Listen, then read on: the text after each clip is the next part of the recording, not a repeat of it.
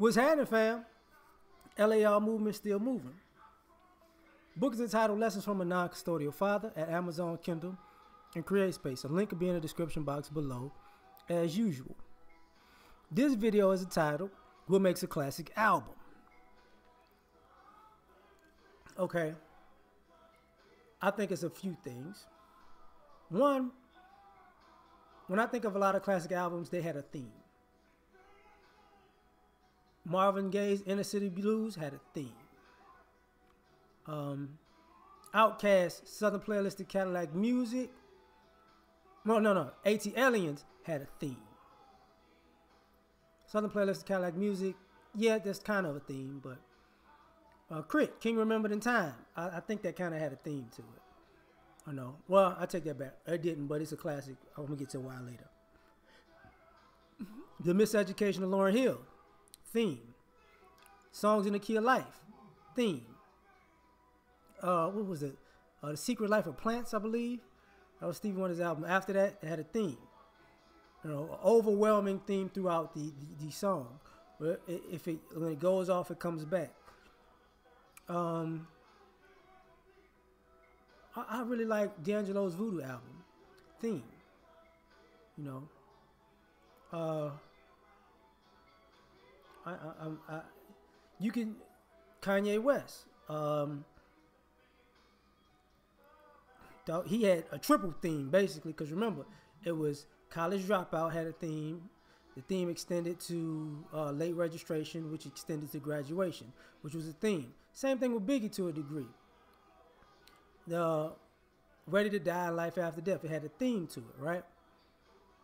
And there's a difference between what I think is classic albums and as far as musically and albums that were great that had a bunch of hits on them. Like, what I mean by that is this. I don't consider Get Rich or Die Trying a classic album. It was an album with a gang of hits on it. Like, Energy was off the chain. It had a gang of hits. I don't consider Hard Knock Life, Volume 2, I don't consider that a classic album. It had a gang of hits on it, right? But that I didn't consider it a classic album because it was just a banging album that just had a bunch of hit records. You know, Ja Rule's either 336 or Pain Is Love had a bunch of hit records. There's a difference between a person that makes hits, an album with a bunch of hits on it, and an album that material is a body of work is classic, like J. Cole's Forest Hill theme. You know what I'm saying?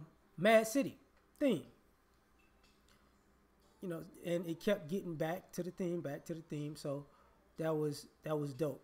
Some people would think the Carter, because the Carter had, it was 4, it's supposed to be 5, but all these Carters, you know, he gotten that theme, or to me more so that energy, and he just kept staying in one lane over and over and over again until he got better and better and better. I really don't listen to Lil Wayne like that, just my thing, but I will say that he found something that works and he stuck with it at the time. But his album, that was supposed to be the theme of it. The vibe, at least, was the theme of, you know, this one's gonna be just like that one but better, and just like that one but better, just like that one but better. You know, that type of thing. Who else had the dope theme? Marvin Gaye had more than one dope theme, because I remember "Hear My Dear," the way the album was even made, and you know, with the artwork. It wasn't the best album, but the album had a theme to it. Okay, I'm gonna get off of that part because I could do that all day. You know, it has a certain classic album have a certain sound throughout. Like when I brought up A.T. Aliens, it had a theme, but the music matched the theme. It had a bunch of extraterrestrial music in the background. Within the song, you know, elevators, all of the music that entailed in the album had something to do with outer space. Something, some form, shape, or another had something to do with outer space. Lauryn Hill's album kept taking you back to class. kept taking you back to class. Like you know me, but you don't know me. It kept taking you back to the classroom, in a sense. And it kept teaching. That's what I mean. Like the music wasn't about a classroom, but the songs were teaching. You get what I'm saying? It taught you about life. It taught you about love. It taught you about childbirth and all that time. It really taught a lot. People seem to look at the music was so dope. The album was so great. You couldn't really put together that she was actually teaching you during the album. Just my opinion, but that's how I look at it. It had like I said, it had a sound throughout. Like It's Dark and Hell's Hot. I think it's a classic album. And the album was dark and hot. God damn it. It was dark. It was a dark album. But it hit so hard. So hard. It had hits, but it kept with the dark vibe. Wu-Tang's, when they stuck with the kung fu style music and beats that went with their persona. And that's why, Enter the 36 Chambers was a classic album, because it actually sonically stuck to the script, which made it dope. To me, just made it dope. Sorry, my head hurts.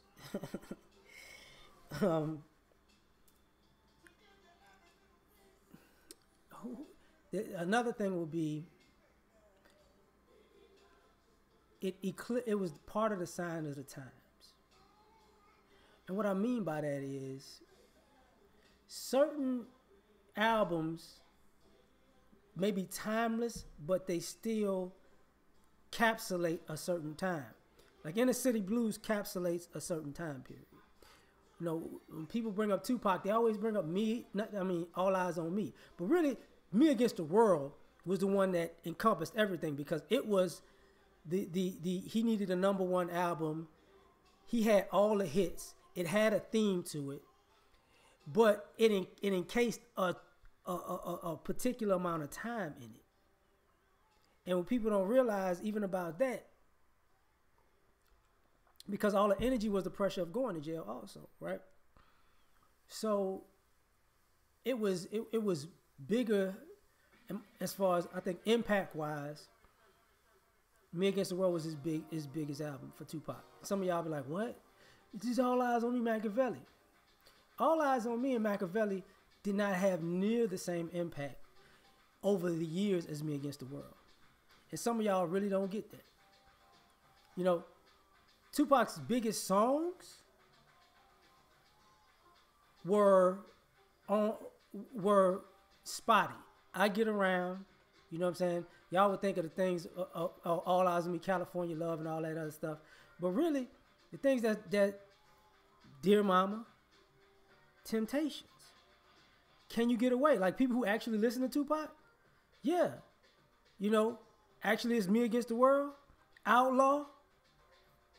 And I'm missing like 3 or 4 other songs. I woke up this morning screaming, fuck the world. Like, a lot of, he encapsulated that energy for that time. Trap music encapsulated a point in time.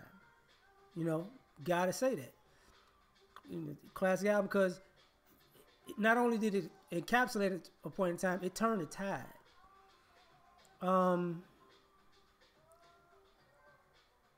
Biggie's Life After Death. The vibe, the energy of it. Ooh. Even though he died, literally, that kept him alive after death to this day. Like, it really did do that. You know what I'm saying? But an album that did both, that had a certain sound to it, and had a certain energy, Speaker Box, Love Below. You can't get around that. Speaker Box was Speaker Box for real. Love Below was Love Below for real, like all the way around. And encapsulated that. It encapsulated their being together and splitting in different sections too, and showing their greatness separately. That's why I say what I say about, it encapsulates something.